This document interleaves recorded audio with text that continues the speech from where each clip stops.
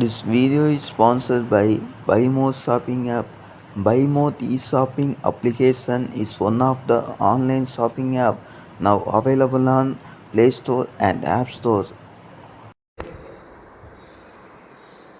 கர்த்தருடைய பரிசுத்த நாமத்தை ஸ்தோத்திரம். நாம் இப்பொழுது தேவன் சிலுவையில் பேசின அந்த 7 வார்த்தைகளை குறித்து நாம் தியானித்துக் கொண்டு வருகிறோம். அதில் நாம் முதலாவது வார்த்தையை நாம் இப்பொழுது தியானித்தோம். இரண்டாவதாக வார்த்தையை நாம் இப்போது தியானிக்கலாம். இரண்டாவது வார்த்தை தேவன் சிலுவையில் சொன்ன வார்த்தையானது, இன்றைக்கு நீ என்னோட கூட பரதேசில் இருப்பாய். இந்த வசனத்தினை லூக்கா 23 அதிகாரம் அதில் 42 வசனத்தை வாசிக்கலாம்.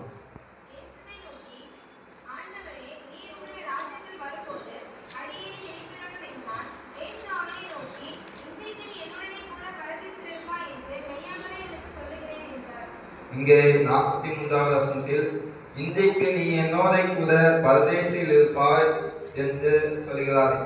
அது யாரை சொல்கிறார் என்று பார்த்தோமானால், தேவனோட சிலுவையில் அறையப்பட்ட அதே சமயத்தில் அவருக்கு இடதுபுறமும் வலதுபுறமும் 2 கல்லர்கள் அங்கே அறையப்பட்டு சிலுவையில் அறையப்பட்டு காணப்பட்டார்கள். அவர்கள் குற்றங்கள் செய்து அவர்களும் அந்த விதத்தில் தேவனோடு கூட சிலுவையில் அறையப்பட்டவர்களாய் காணப்பட்டார்கள். முதலாவது அந்த தேவன் ஒரு கல்லன் தேவனை ஏற்றுக்கொள்கிறதை நாம் பார்க்கிறோம். தேவன் பரிசுத்தர் என்று அவன் அறிந்தவனாய் அவன் காணப்படுகிறான். தேவன் அநேக சுவிசேஷங்களை போதிக்கிறவர் என்று அறிந்து அவன் தேவனை பற்றி தேவன் குமாரன் என்று அவன் ஏற்றுக்கொள்கிறவனாய் காணுகிறான். ஆனால் லூக்கா சுவிசேஷம் 23 அதிகாரம் 40 வசனத்தை நாம் பார்த்தோமே, ஆனால் மற்றொரு கல்லனானவன் தேவனை இகழ்கிறவனாய் நாம் பார்க்க முடிகிறது. அதை நாம் 40 வசனத்தை வாசிக்கலாம்.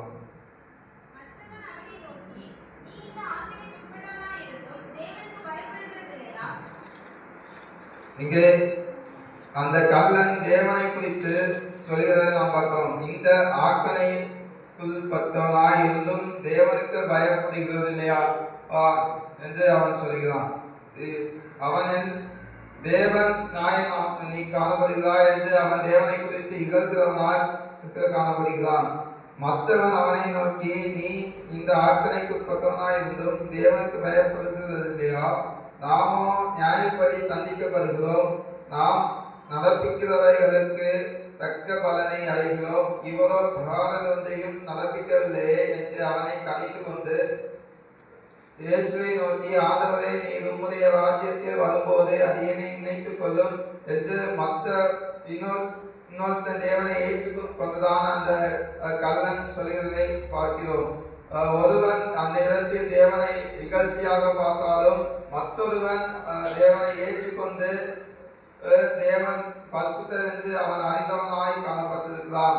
அவன் அந்த இடத்தில் அந்த மற்றொரு கல்லனை அவன் கடிந்து கொள்கிறதை நாம் இங்கே பார்க்கிறோம்.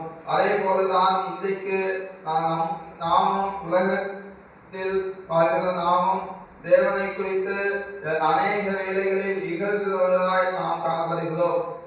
தேவன் நமக்கு ஏற்ற காரியங்களை ஆசீர்வாதத்தை தேவன் நடப்பிக்க சித்தமானவராய் காணப்படுகிற பொழுதும் நாம் அதை அறியாதபடிக்கு அதை அறிந்து கொள்ளாதவர்களாய் நாம் அநேக நேரத்தில் அவருக்கு விரோதமாக நாம் சொல்கிறவர்களாய் காணப்படுகிறோம்.